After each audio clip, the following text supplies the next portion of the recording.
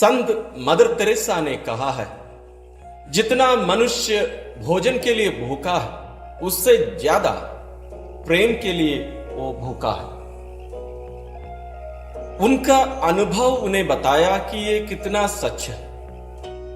और हम भी दैनिक जीवन में जब लोगों से मिलते हैं, भले वे कोई भी उम्र के क्यों ना हो, सभी लोगों के मन में ये प्रेम की भूख हम देख सकते हैं, अनुभव कर सकते हैं। दोष हम किसको दें? हर कोई कमजोर है। कोई भी एक दूसरे को पूर्ण रूप से प्यार नहीं कर सकता, क्योंकि वो स्वयं टूटा है, वो स्वयं प्यासा है। वो दूसरों को कैसे पानी पिलाएगा? दूसरों का प्यास, दूसरों का भूख, दूसरों की चाहत कैसे पूरा कर सकता है? आज हम इसी पर मनन चिंतन करने वाले हैं। हमारे अंदर की वो जो प्रेम की भूख है, उसको कैसे मिटाएं और कौन मिटा सकता है? आइए हम इस पर मनन करें। मनुष्य एक सामुदायिक प्राणी कहा जाता है। ये केवल लेन देन में नहीं, बल्कि एक दूसरे पर निर्भर रहना और एक दूसरे से प्यार करना, निस्वार्थ रूप से, कुछ भी अपेक्षा किए बिना। लेकिन आज वैसा प्रेम बहुत ही कम देखने को मिलता है। यहां तक माता पिता का भी प्रेम बहुत ही सीमित रह गया है। इसलिए वही संत मदर तेरेसा कहा करती थी, यदि आज मां लोग अपने गर्भ में अपने बच्चों को मार सकती है, तो हम क्या कहें? गर्भ में केवल नहीं, आज हम देख सकते हैं लोग छोटे छोटे बच्चों की हत्या कर देते, या कहीं फेंक देते, या कहीं किसी को बेच देते। इस प्रकार के एक दुनिया में हम जी रहे हैं। किसी को हम दोष नहीं दे सकते, या हम किसी को दोष नहीं दे रहे हैं और दे भी नहीं सकते, क्योंकि यदि माता पिता टूटे हैं, उनके अंदर प्यार का अभाव है, प्यार नहीं है, वो अपने बच्चों को कैसे प्यार देंगे? तो हम किसी को भी दोष नहीं दे सकते। यहां संत अगस्तीन एक वाक्य कहे, एक महत्वपूर्ण एक वाक्य यह था कि ईश्वर हमें अपने लिए बनाए, और हमारा हृदय तब तक बेचैन रहेगा, अशांत रहेगा, जब तक हम ईश्वर को नहीं पाएंगे। जब तक हम ईश्वर में अपनी पहचान नहीं पाएंगे, हम अशांति रहेंगे। वो कमी हमारे मन में हमेशा रहेगी। एक सच्चाई, ये सब आइडिया, ये सब विचार हम बहुत सुने हैं। ये पहली बार नहीं आप सुन रहे हैं, मैं भी पहली बार नहीं बोल रहा हूं और पहली बार नहीं भी सुन रहा हूं। लेकिन ये क्या फर्क लाता है हमारे जीवन में? कुछ नहीं। हम सुनते हैं, हम बहुत अच्छा लगा, लेकिन इसका मतलब क्या है? और मैं अपने दैनिक जीवन में इसका अनुभव कैसे करूं? आज हम इस सच्चाई को अनुभव करने का प्रयत्न करेंगे। हम अपने दिमाग में सोचने या समझने की बात नहीं, बल्कि अपने संपूर्ण व्यक्ति में उसका अनुभव करना। हमारे शरीर में, हमारे मन में, हमारी आत्मा में पूर्ण रूप से इसका अनुभव आज करने का हम प्रयत्न करेंगे। आइए तो हम एक छोटी सी प्रार्थना के साथ प्रारंभ करते हैं। हे प्रेमी पिता, आप ना केवल हमसे प्यार करते हैं, बल्कि आप स्वयं प्रेम है, प्यार है। और आप अपने इकलौते पुत्र को हमारे बीच में, हमारे ही रूप में भेजकर हमारे प्रति अपने प्रेम को प्रकट किए।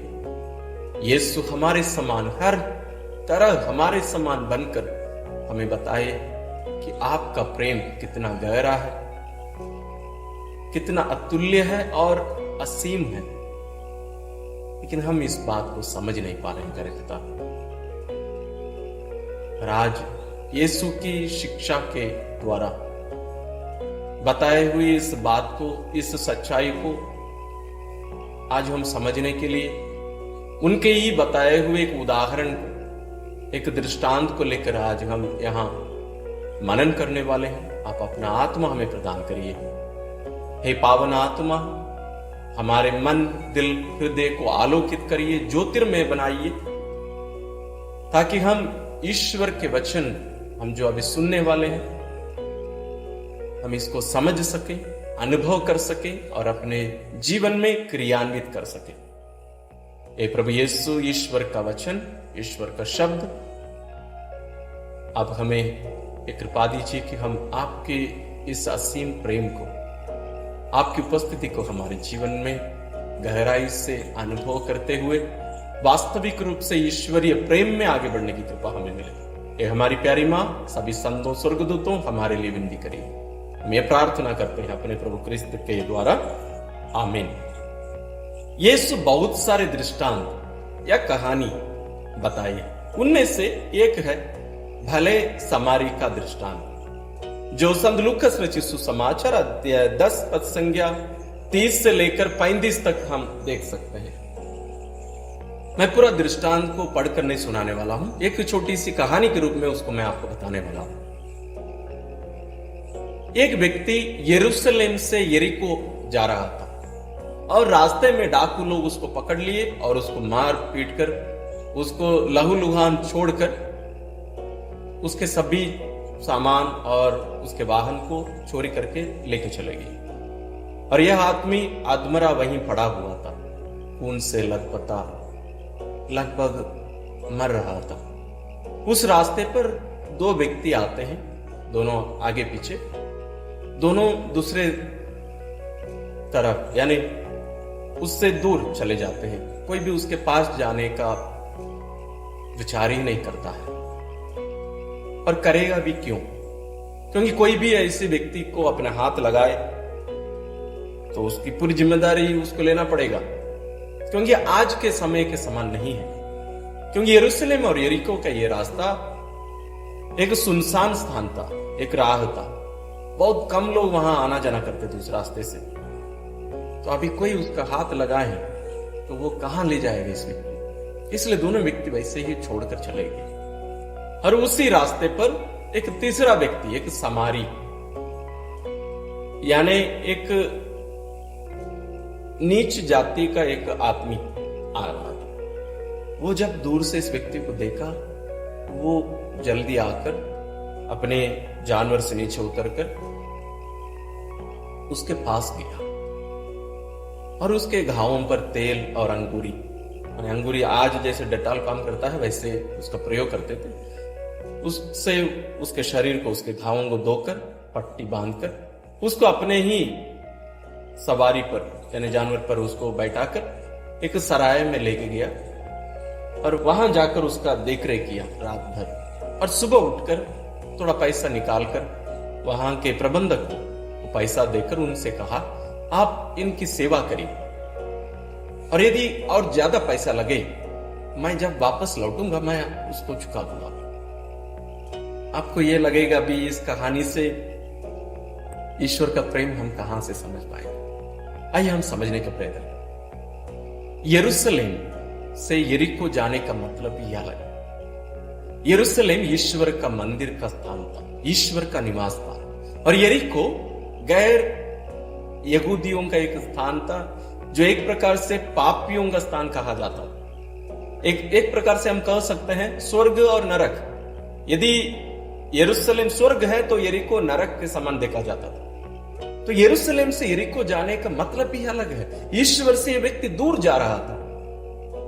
जैसे उड़ाव पुत्र की दृष्टांत भी आप जरूर सुने होंगे, उसमें भी वो छोटा बेटा पिता से दूर गया, वो मृत्यु की ओर जा रहा था। उसी प्रकार यह व्यक्ति भी वैसे ही जा रहा था। इसमें एक गहरा अर्थ है। हम सामान्य रूप से, हम मनुष्य भी, हम कितने लोग ईश्वर की ओर जा रहे हैं? हमारा दैनिक अनुभव यह बताता है कि हम ईश्वर से दूर जा रहे हैं। ईश्वर के पास जाने के बदले हम ईश्वर से दूर जा रहे हैं। एक सच्चाई है। वैसे ही वो व्यक्ति जा रहा था, हम भी वैसे ही जा रहे हैं। और उसके साथ क्या हुआ? राह चलने वाले डाकू लोग वहां जरूर कहीं ना कहीं छुप के रहते थे होंगे, वैसे ही इसके ऊपर हमला किए और उसके सब चीजों को लूट लिए। क्या आज हमारे साथ नहीं होता है? या हम दूसरों के साथ नहीं करते हैं? हम लोगों से उनकी जीने की आशा या उनके जीवन को ही हम एक प्रकार से हम निकाल देते हैं उनसे। लोग अपने जीवन में टूट जाते हैं, जैसे हम भी टूट जाते हैं, वैसे ही वो व्यक्ति के साथ हुआ और हमारे साथ भी ऐसे होता है। ये जरूरी नहीं है कि हमें कोई आकर मारे या हम किसी को जाके मारे, और ये एक ही घटना के साथ नहीं होता है, ये छोटी छोटी घटनाएं आगे बढ़कर ऐसे हो जाते हैं। और उस राह पर बहुत सारे लोग आएंगे, हमारे रिश्तेदार आएंगे, हमें देखेंगे, उन्हें मालूम भी होगा कि ये घायल व्यक्ति है, ये आदमी टूट गया है, इसमें जीने की आशा नहीं है।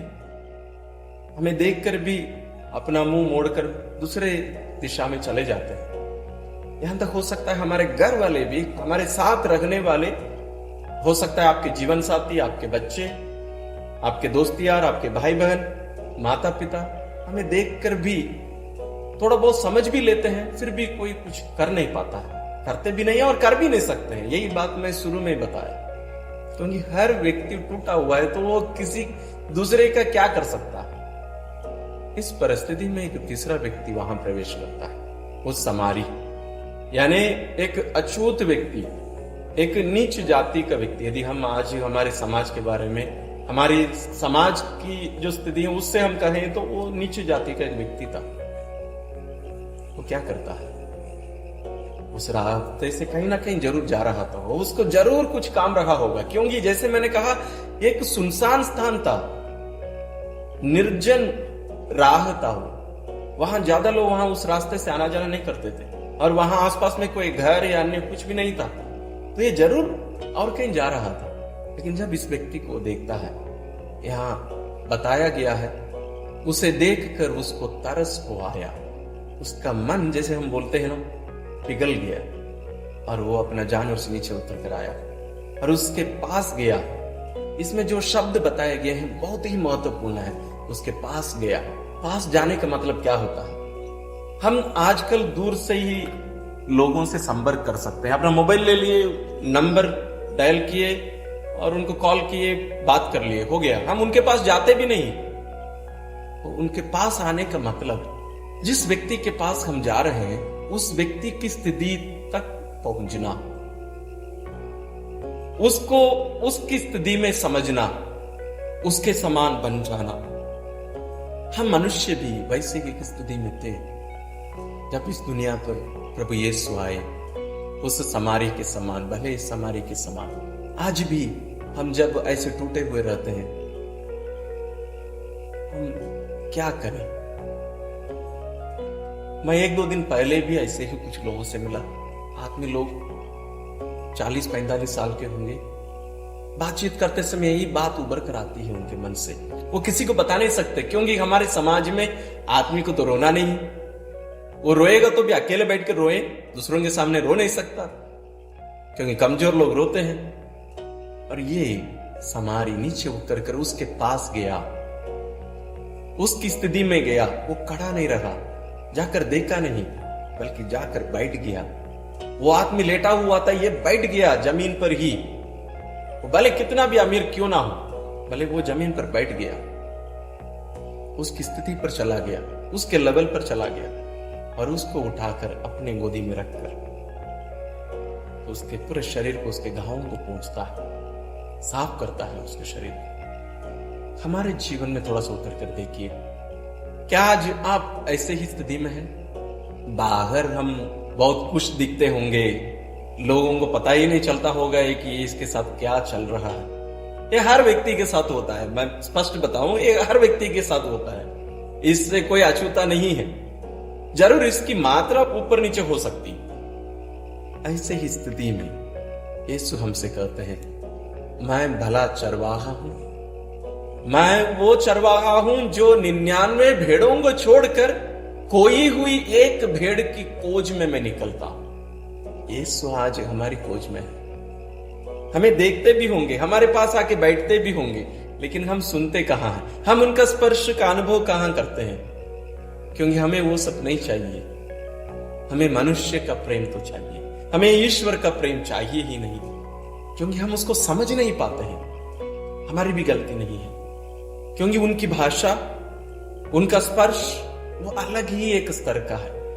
लेकिन जब हम, जैसे संत अगस्तीन हमसे कहे, जब हम अपने दिल की गहराई में हम जाएंगे, अपने अंदर हम जाएंगे, अपने स्वयं के अंदर हम प्रवेश करेंगे, तब हम इस ईश्वर जो हमारी खोज में इस दुनिया में आए हैं, उनका स्पर्श का अनुभव हम जरूर कर सकते हैं, उनकी आवाज हम जरूर सुन सकते हैं। इसलिए वही संत अगस्तीन हमसे कहते हैं, वो वास्तव में यीशु से कहते हैं, अपनी लेख में, पुस्तक में लिखते हैं, हे ईश्वर, मैं तेरी खोज में मैं बाहर भटक रहा था, उधर उधर घूमता फिरता रहा, लेकिन तुम मेरे अंदर, मेरे शरीर में, मेरे हृदय में मेरे इंतजार कर रहा। तो ईश्वर को हम हमारे अंदर, हमारे हृदय की गहराई में हम देख सकते हैं, अनुभव कर सकते हैं। वो ईश्वर जो हमारे समान इस दुनिया में मनुष्य बनकर आया, और उसके बाद क्या करता है, उसके घावों पर तेल और अंगूरी डालकर पट्टी बांधता है। साफ सफाई करना, हम भी कितने भी गंदे होंगे, पाप से, बुराइयों से, अपने अन्य सभी कार्यों से, बुरी बुरी आदतों से, हम भी बहुत गंदे हैं। दुनिया में ऐसे कोई व्यक्ति नहीं है जो गंदा नहीं है, मतलब जो पापी नहीं है। हर व्यक्ति पाप करता है, और यीशु आकर हमारे उस गंदगी को अपने हाथों से धोते हैं, केवल नहीं अपने लहू से धोते हैं। यहाँ अंगूरी, हम जानते हैं मिस्सा बलिदान के बारे में, जहां दाख रस प्रभु यीशु के रक्त में परिवर्तित कर दिया जाता है, और यहाँ क्रूस बलिदान के द्वारा यीशु जो लहू हमारे लिए बहाए, आपके लिए बहाए, मेरे लिए बहाए, वही लहू और उस पानी से हमारे शरीर को वो धोते हैं, हमारे घावों को वो धोते हैं, वो शुद्ध करते हैं, और हमें अपने यहां ले जाते हैं, अपने साथ हमें ले जाते हैं। लेकिन यहाँ एक चुनौती है, बहुत बड़ा एक प्रश्न यह है, यीशु को ये करने की क्या जरूरत थी? हम उनके कौन होते हैं और वो हमारा कौन होता है कि वो हमारे लिए सब करे? बाइबल में हम पढ़ते हैं एक बार, इस वाक्य को आप हमेशा याद रखिए। जब कभी आपका दिल टूट जाए, आपको लगे कि आपसे कोई प्यार नहीं करता, आपका कोई नहीं है दुनिया में, आप इस वचन को उस समय आंख बंद करके अपने दिल से आप जरूर सुनिएगा। वचन ऐसा, तुम मेरी दृष्टि में मूल्यवान हो और महत्व रखते हो, मैं तुम्हें प्यार करता हूं। और एक बार सुनिए, तुम मेरी दृष्टि में मूल्यवान हो और महत्व रखते हो, मैं तुम्हें प्यार करता हूं। ये किसकी बात है? ईश्वर की बात। ईश्वर आपसे और मुझसे आज कहते हैं कि हम उनकी दृष्टि में मूल्यवान हैं। ये दुनिया हमारे बारे में हमारा मूल्य कुछ भी कहे, हम उनकी दृष्टि में हम कुछ भी नहीं होंगे, कोई काम के नहीं है। ये केवल हम बुजुर्गों को देखकर केवल नहीं, हर उम्र में हर व्यक्ति लगभग कभी ना कभी अपने जीवन में अनुभव करता है कि मैं कोई काम का नहीं हूं। इन ईश्वर कहते हैं मेरी दृष्टि में मूल्यवान हो, और कहने वाला कौन है? सर्वशक्तिमान ईश्वर, सारे ब्रह्मांड को रचने वाला सर्वशक्तिमान, सर्वज्ञानी, सर्वव्यापी, सर्वशक्तिमान ईश्वर आपसे और मुझसे कहता है मेरी दृष्टि में मूल्यवान। तो उसमें कोई सच्चाई तो होनी चाहिए, ये तो कोई कहानी नहीं हो सकता। और कहने वाला, जैसे मैंने कहा, सर्वशक्तिमान है, तो हम कितने मूल्यवान, कितने भाग्यशाली हैं, और हम उनके लिए महत्व रखते हैं। ईश्वर कहते हैं, यानी हमारे लिए वे कुछ भी कर सकते हैं। और इसका कारण क्या है?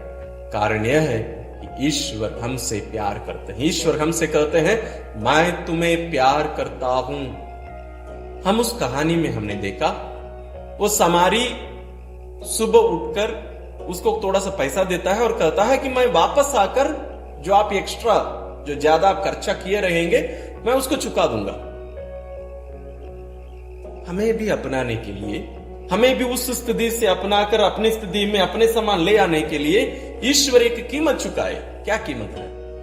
इसलिए संत पौलुस कुरिन्थियों के नाम अपने पहले पत्र में अध्याय 6 पद संख्या 19 और 20 में हमसे कहते हैं कि हमारा अपने पर अधिकार नहीं है, क्योंकि आप लोग कीमत पर खरीदे गए हैं। आप लोग कीमत पर खरीदे गए हैं। और यह कीमत क्या है? पेतरुस का पहला पत्र अध्याय 1 पद संख्या 18 और 19 में हम पढ़ते हैं, आपका उद्धार यानी आपकी खरीदी सोने चांदी जैसी नश्वर चीजों की कीमत पर नहीं हुआ है, बल्कि एक निर्दोष तथा निष्कलंक मेमने अर्थात मसीह के मूल्यवान रक्त की कीमत पर, यीशु के बहुमूल्य रक्त के कीमत पर हम सभी लोग खरीदे गए। उतना मूल्य ईश्वर आपके लिए रखते हैं, लेकिन हमारी दृष्टि में, इस दुनिया की दृष्टि में, हमारे प्रियजनों की दृष्टि में हमारा मूल्य क्या है और हम दूसरों को क्या मूल्य देते हैं? सब बराबर है। लेकिन ईश्वर आज हमें एक नई बात बताते हैं। हमारा मूल्य वे आज समझा रहे हैं। हमारा मूल्य स्वयं प्रभु यीशु का जीवन है, प्रभु यीशु का लहू है। लहू का मतलब जीवन। आप उतने महत्वपूर्ण हैं, इसलिए यीशु अपना सब कुछ छोड़कर 99 भेड़ों को, जो खोई हुई नहीं है, जो धर्मी हैं, जो अच्छे हैं, उनको छोड़कर वो एक खोई हुई भेड़ की खोज में वो निकलते हैं। और यीशु आज इस वचन के द्वारा आपके पास आए हैं। क्या हम आज भी बचते जाएंगे? आज भी यीशु के हाथ से बचना चाहेंगे हम? अधिकांश ये होता है, ईश्वर हमारे खोज में, हमारे जीवन में प्रवेश करना चाहते हैं। जैसे प्रकाशना ग्रंथ में वे कहते हैं, मैं द्वार पर खड़े होकर खटखटाता हूं, जो मेरी आवाज सुनकर मेरे लिए द्वार खोलेगा, मैं उसके यहां भीतर आकर उसके साथ भोजन करूंगा और वह मेरे साथ। यीशु हमारी खोज में, हमारे घर में, हमारे दिल में, हमारे शरीर में आना चाहते हैं। कब से खटखटा रहे हैं? जब से हम जन्मे हैं तब से वो खटखटा रहे हैं, इंतजार कर रहे हैं कि मेरा भाई, मेरी बहन, मेरा प्रिय मेरे लिए अपना द्वार खोलेगा, खोलेगी। हम कितने दिन ईश्वर से बचते रहेंगे? यदि वो अधमरा व्यक्ति उस समारी से कहता, मुझे छोड़ दीजिए, मैं मरना चाहता हूं, उसको कोई नहीं बचा सकता। वो अपने आप को पूर्ण रूप से उस समारी के हाथों में अर्पित कर दिया, आत्मसमर्पण कर दिया, उसके स्पर्श का अनुभव करते गया। वो अपने आप को पूर्ण रूप से उसके हाथ में दे दिया। इसलिए यीशु भी कहते हैं, उस खोई हुई भेड़ को जब वो चरवाहा पा लेता है, वो उसको अपने कंधे पर रखकर आनंद मनाते हुए, नाचते हुए घर आता है और वहां पार्टी करते हैं, आनंद मनाते हैं। आप और मैं खोए हुए लोग हैं। ईश्वर यीशु हमारी खोज में आज आए हैं, हमें यह बताने के लिए हम उनके लिए कितने मूल्यवान हैं और वे हमसे कितना प्यार करते हैं। हमें धोने के लिए, हमें शुद्ध करने के लिए, हमें खरीदने के लिए अपने आप को बलि चढ़ाए। हम इतने मूल्यवान हैं। आइए हम अपनी आंखें बंद करें। आप अपनी वास्तविक स्थिति को अपनी आंखों के सामने लाइए। आप अनुभव करिए वास्तविक स्थिति।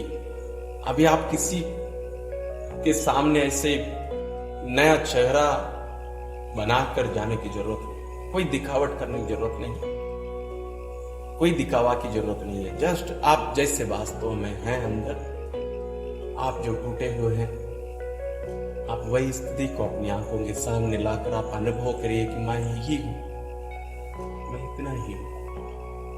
लेकिन आज यीशु आपसे कहते हैं, मेरे लिए मूल्यवान और महत्व रखते हो, तुमसे प्यार। मेरी वाणी या मेरी बात नहीं, ये ईश्वर की बात है, यीशु की बात है जो आज आपसे कहते हैं, तो मेरी दृष्टि में मूल्यवान हो, मेरी दृष्टि में मूल्यवान हो। तुम छोड़ो ये दुनिया की बातें, दुनिया आपसे जो कुछ कही है और आप अपने बारे में जो सोचते आए हो, उसको छोड़ दो। मेरे लिए मूल्यवान, बहुमूल्य हो, मेरे लिए महत्व रखते हो, मैं तुमसे प्यार करता हूं। यीशु का स्पर्श करो, अपने दिल की गहराई में जाइए। यीशु वहां आपके लिए इंतजार है, यीशु आपके लिए इंतजार है। उनके स्पर्श का अनुभव करिए, उनकी वाणी सुनिए, उनकी आवाज सुनिए।